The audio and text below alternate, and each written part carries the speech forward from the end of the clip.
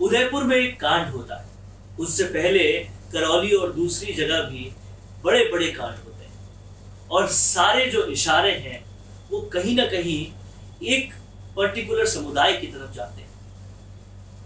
ये सब जानते हैं कि पूरा समुदाय कभी बुरा नहीं होता, उसके कुछ लोग ही बुरे होते हैं, लेकिन उसके बाद एक ऐसी बात आना और ऐसी एक बयान आना कि 2047 तक भारत पूरी तरह से मुस्लिम राज्य बन जाएगा, ये कहाँ तक सही है और इसका क्या मतलब है, इस बारे में पूरी पड़ताल, पूरा एनालिसिस और सब कुछ जानकारी करने के लिए मेरे साथ आज राजस्थान की राजनीति के चाणक्य और x cabinet minister Chandraraj Singh भी।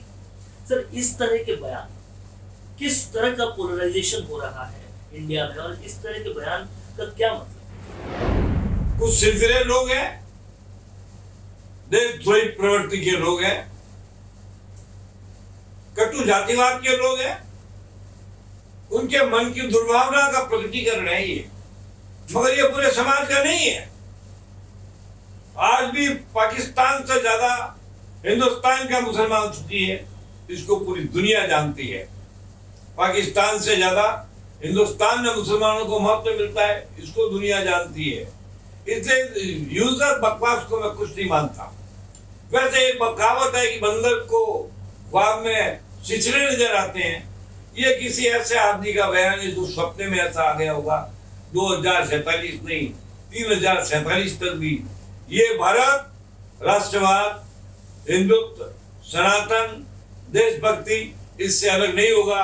अब ऐसे कई आते हैं, कई लोग गुनगुनाते हैं, उनकी आदत होती है। ऐसे लोगों के खिलाफ सरकार को कड़ी से कड़ी कार्रवाई करना चाहिए ताकि उनके मुंह पर ताला लग जाए।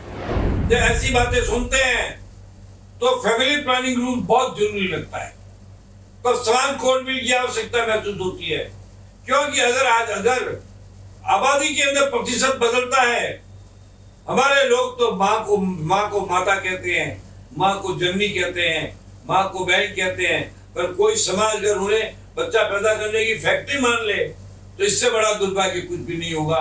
इसलिए सबसे ज्यादा जरूरी इस राष्ट्र की अस्मिता को, देशभक्ति को, राष्ट्रभक्ति को, सनातनता को, हिंदुत्व को बचाने के लिए मोदी जी सारे काम आपके एक तरफ कर दो और एक बार हर औरत के बच्चा पैदा करने की सीमा तय कर दो।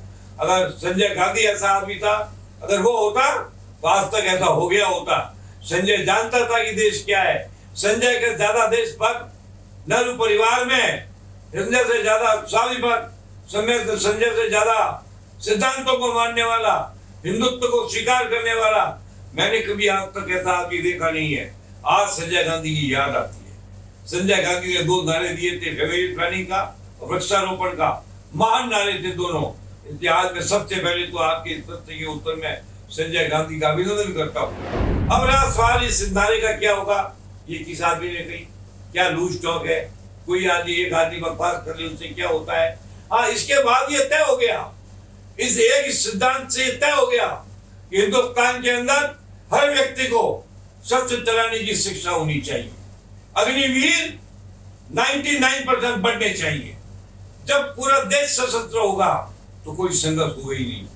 हिंदुस्तान को अगर कभी ऐसा मौका आ गया तब हिंदुस्तान को महसूस होगा कि नरेंद्र मोदी ने कितना दूर की सोच करके अग्निवीर सिस्टम को चालू किया है।